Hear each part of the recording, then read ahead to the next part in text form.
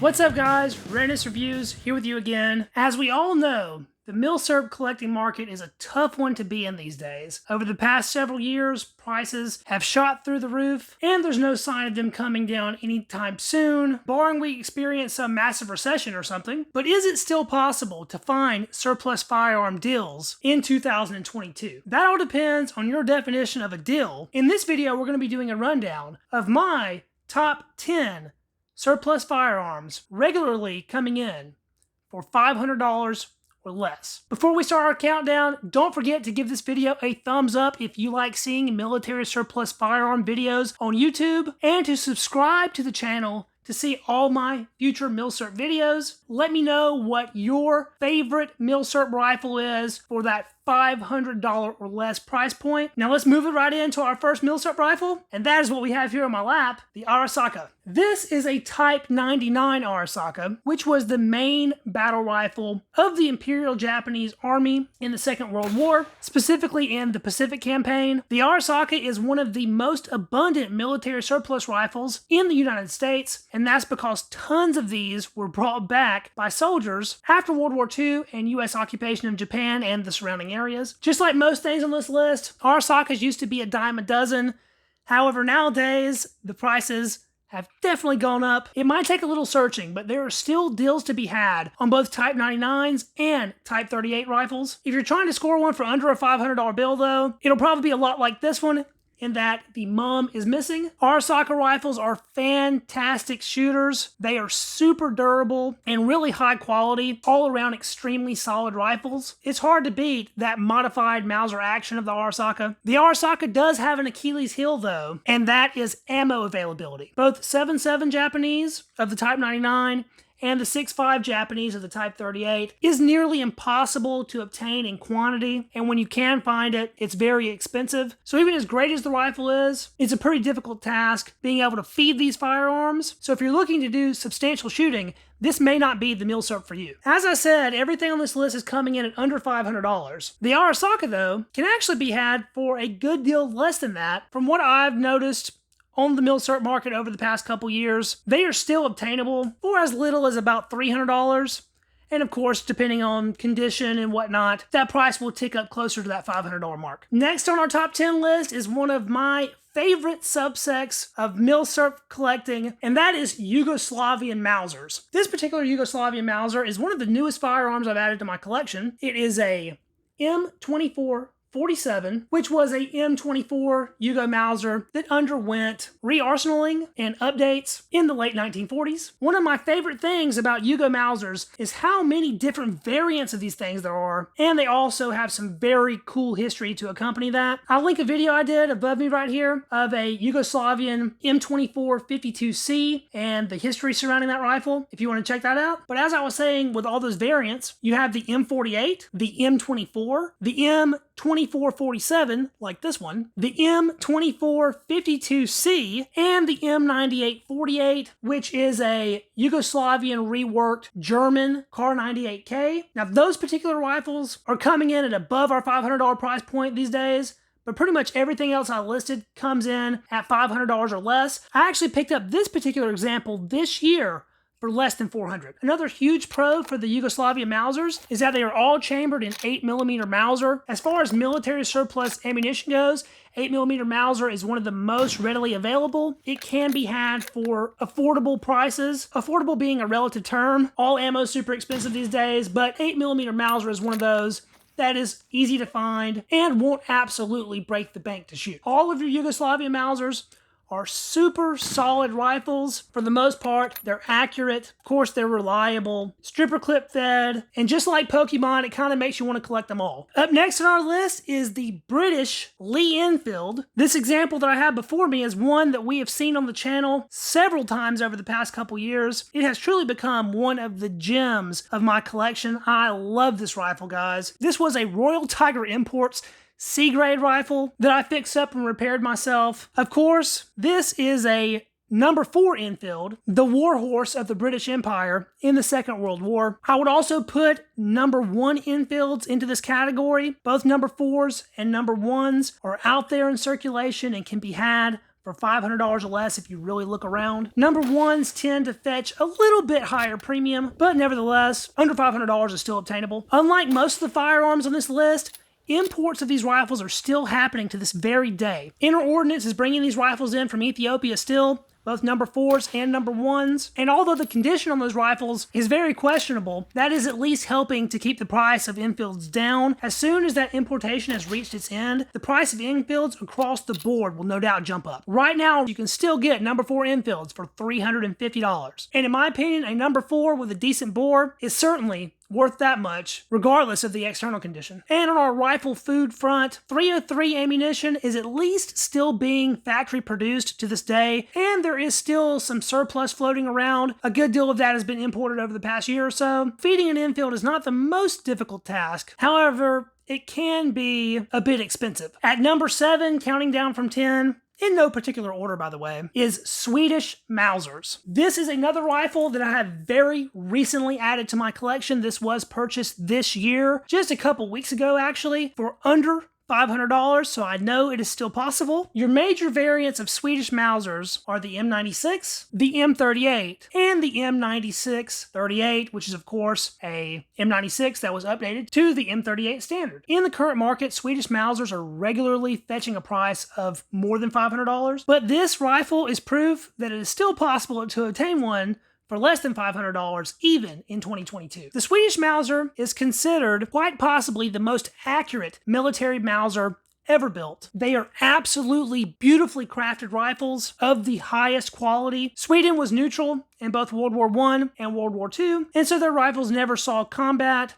Since the country wasn't at war, they were able to really put the time and money into the fit and finish of every single rifle coming off the assembly line, and they maintained a very high accuracy standard. The 6.5mm chambering of Swedish Mausers is awesome ballistically. It's flat shooting with mild recoil, but the majority of surplus ammunition on the market is dried up at this point, and these rifles can be a bear to feed, unless you're into reloading, in which case you can repurpose the wooden tipped blank ammunition, which is super abundant and super inexpensive. My particular Swedish Mauser here was actually made in Germany. It's a Waffenfabrik Mauser Oberndorf produced M96 that was converted to the M38 pattern. So this is a M96-38. Original date of manufacture on this was year 1900. And I was absolutely giddy when I purchased this rifle because I've been looking for a Swedish Mauser worth adding to the collection for a very long time. A top 10 under $500 list would certainly not be complete without mentioning Carcanos. For our number 6 on the list will be all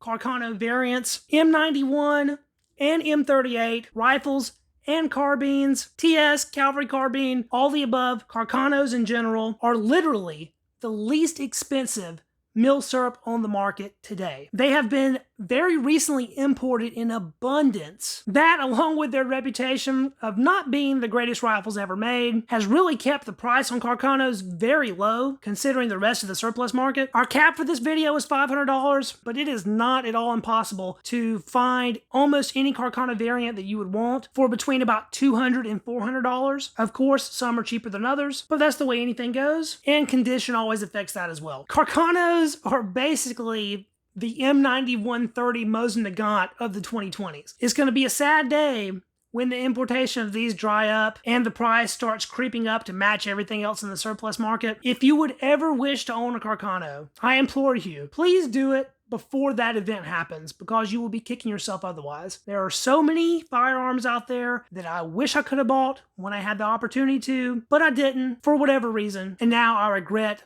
not making those purchases. As the saying goes, get them while the getting's good, and in my opinion, the getting is pretty dang good on Carcanos at the moment. Like many of the other firearms on this list, the biggest problem that I see with the Carcano in general is ammo availability. That, along with clips, can be pretty annoying. There is new factory produced 6.5 Carcano, but it's out of spec and shoots very poorly. If you want to get your Carcano shooting the way they would have shot when they were used in combat, you really have to reload. Those undersized modern 6.5 projectiles is one of the reasons that the Carcano has such a poor reputation in terms of accuracy. 7.35 Carcano is another story all of its own. Finding ammo for it is just close to impossible. Even if I wasn't able to shoot them, I would still want to have Carcanos in my collection. There are so many different variants and even sub-variants of the Carcanos that you can have a full Milsurp collection of nothing but Italian rifles, and you will absolutely feel a safe up. And for that reason, they have a special place in my heart. Now let's take it on over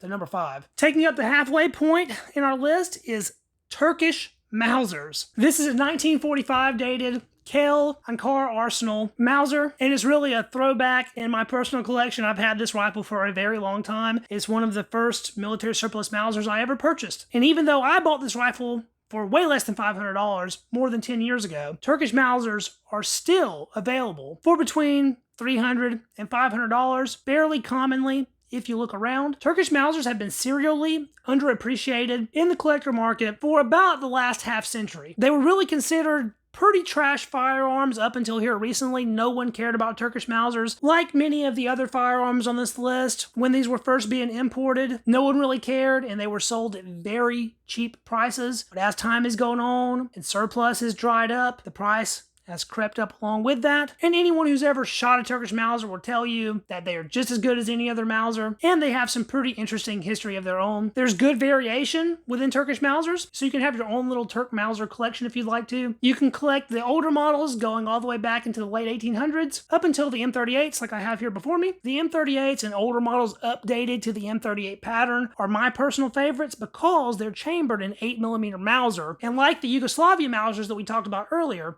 8mm Mauser is one of the more preferred Milsurp cartridges for shooting. So if you run across one of these and the price seems reasonable, you might want to consider picking it up, because one of these days, Turk Mausers won't be on the under $500 list anymore. I bet you thought this list was going to be all rifles, but in fact, we did have one pistol make that under $500 mark, and that is the Tokarev. There are several different variations of Tokarevs that come in well under that $500 mark, with most of these coming in between $300 and $400, even on today's market. The Tokarev is just about the last remaining Milsurp pistol that I would still consider affordable. Current imports of Chinese Type 54s like this one are available on the market right now today in abundance, and even on the secondary market, Tokarevs from most countries are still fetching prices below $500. As we already said, this one is Chinese. This one is a Polish Circle 11, relatively new addition to my collection. This is a Romanian Tokarev in fantastic condition. That was one of the first firearms I bought with my CNR license. And one of the first videos posted to this YouTube channel concerning firearms was on this Yugoslavian M57, which I would also consider a Tokarev. I think most people would. About the only Tokarev that you can't find for less than $500 is a Russian one. The 7.62 by 25mm cartridge of the Tokarev is pretty painful to shoot these days though. Around 50 cents a shot is the lowest I've seen it in quite a long time. Unfortunately, the seemingly boundless surplus of super cheap 7.62 by 25 dried up years ago, and there really hasn't been that much surplus since. The ammunition for these pistols used to be cheaper than 22 LR here in the United States. I don't know about you, but the good old Tok certainly